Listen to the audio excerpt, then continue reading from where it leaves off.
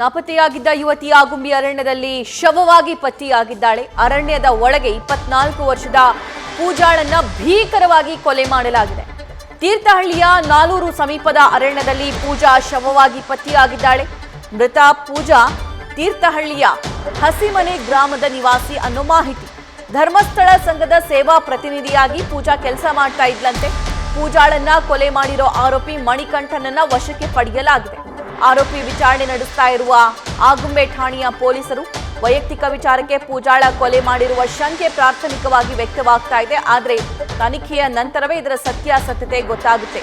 ಪೂಜಾ abscond ಆಗಿದ್ದು ಹೇಗೆ, ಈತನೇ ಪೂಜಾಳನ್ನ ಕರೆದುಕೊಂಡು ಹೋಗಿರೋದಾ ಅಥವಾ ಅಲ್ಲಿಗೆ ಕರೆಸಿರೋದಾ, ಆ ಆಗುಂಬೆಯ ಕಾಡಂಚಿನಲ್ಲಿ ಏನೆಲ್ಲ ಆಯ್ತು ಅನ್ನುವಂತಹ ನಿಗೂಢ ರಹಸ್ಯ ಪೊಲೀಸರು ಭೇದಿಸಲಿದ್ದಾರೆ. ಆದರೆ ಸದ್ಯಕ್ಕೆ ಆರೋಪಿ ಮಣಿಕಂಠ ಪೊಲೀಸರ ವಶದಲ್ಲಿದ್ದಾನೆ. ಈ ಬಗ್ಗೆ ನಮ್ಮ ಶಿವಮೊಗ್ಗ ಪ್ರತಿನಿಧಿ ಪ್ರಸನ್ನ ಮತ್ತಷ್ಟು ಡೀಟೇಲ್ಸ್ ನೀಡ್ತಾರೆ. ಪ್ರಸನ್ನ, ಈ ಕೊಲೆ ಬಗ್ಗೆ ಹೆಚ್ಚಿನ ಡೀಟೇಲ್ಸ್ ಏನಿದೆ? ಪೂಜಾ ಯಾವ ಕಾರಣಕ್ಕೋಸ್ಕರ ಅಲ್ಲಿ ಹೋಗಿದ್ದು, ಅಥವಾ ಆಕೆಯನ್ನ ಕರೆಸ್ಕೊಂಡಿದ್ದ, ಅಥವಾ ಆಕೆಯನ್ನ ಕಿಡ್ನಾಪ್ ಮಾಡಿರೋದಾ, ಏನಾಗಿತ್ತು ಆಕ್ಚುಲಿ?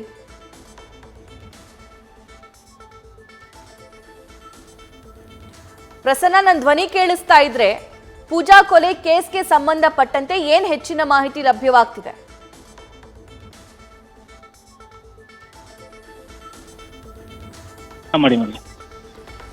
ಪ್ರಸನ್ನ, ನನ್ನ ಧ್ವನಿ ಕೇಳಿಸ್ತಾ ಇದ್ರೆ ಈ ಪೂಜಾ ಕೊಲೆಯ ರಹಸ್ಯವನ್ನ ಹೇಗ್ ಭೇದಿಸಿದ್ರು ಪೊಲೀಸರು? ಯಾಕೆ ಆಕೆ ಆಗುಂಬೆ ಕಾಡಂಚಿನ ಪ್ರದೇಶಕ್ಕೆ ಹೋಗಿದ್ದು, ಅಲ್ಲಿ ಹೇಗೆ ಸಿಕ್ಲು, ಆಕೆಯನ್ನ ಕರೆಸ್ಕೊಂಡಿದ್ದ, ಕಿಡ್ನಾಪ್ ಮಾಡಿದ್ದ, ಏನಾಯ್ತು? ಆ ಸಭಾ ಏನು ಆಗುಂಬೆ ಸಮೀಪದ ಪೂಜಾ ಏನು ಕಳೆದ ಜೂನ್ 30ನೇ ತಾರೀಕು ನಾಪತ್ತೆ ಆಗಿರ್ತಾಳೆ. ಆ ನಾಪತ್ತೆಗೆ ಸಂಬಂಧಪಟ್ಟಂತೆ ಪೋಷಕರು ತುಂಬಾನೇ ಆತಂಕಗೊಂಡಿರ್ತಾರೆ. ಯಾಕೆಂದ್ರೆ ಆಕೆ ಧರ್ಮಸ್ಥಳದ ಸೇವಾ ಸಂಸ್ಥೆಯಲ್ಲಿ ಸೇವಾ ಪ್ರತಿನಿಧಿಯಾಗಿ ಕೆಲಸ ಮಾಡ್ತಿರ್ತಾಳೆ. ಆ ಭಾಗದಲ್ಲಿ ತನ್ನ ಏನ್ ಕೆಲಸ ಮಾಡ್ತಾ ಇದ್ದು ಆ ಸಂಸ್ಥೆಗೆ ಸಂಬಂಧಪಟ್ಟಂತ ಚಟುವಟಿಕೆಗಳಲ್ಲಿ ಪಾಲ್ಗೊಂಡಿರ್ತಾಳೆ. ಹಾಗೆ ಸಾಮಾನ್ಯವಾಗಿ ಅವಳು ಹೊರಗಡೆ ಹೋಗೋದು, ಕೆಲಸದ ಮೇಲ್ಗಡೆ ಬರೋದು ಸಾಮಾನ್ಯ ಆಗಿರುತ್ತೆ. ಆದ್ರೆ ಅದು ಎಷ್ಟೇ ಹೊತ್ತಾದ್ರೂ ಅವಳು ಸಾಮಾನ್ಯವಾಗಿ ರಾತ್ರಿಗೆ ರಿಟರ್ನ್ ಆಗೋದು ಮನೆಗೆ ಅನ್ನೋದು ಪದ್ಧತಿ ಇತ್ತು. ಆದ್ರೆ ಜೂನ್ 30ನೇ ತಾರೀಕು ಹೋದಂತವಳು ಬರದ್ ನೋಡಿ ಮನೆಯವರು ಗಾಬರಿಗೊಂಡಂತ ಪೋಷಕರು ನಂತರ ಸಮೀಪದ ಆಗುಂಬೆ ಠಾಣೆಯಲ್ಲಿ ಮಿಸ್ಸಿಂಗ್ ಕೇಸನ್ನು ದಾಖಲಿಸ್ತಾರೆ.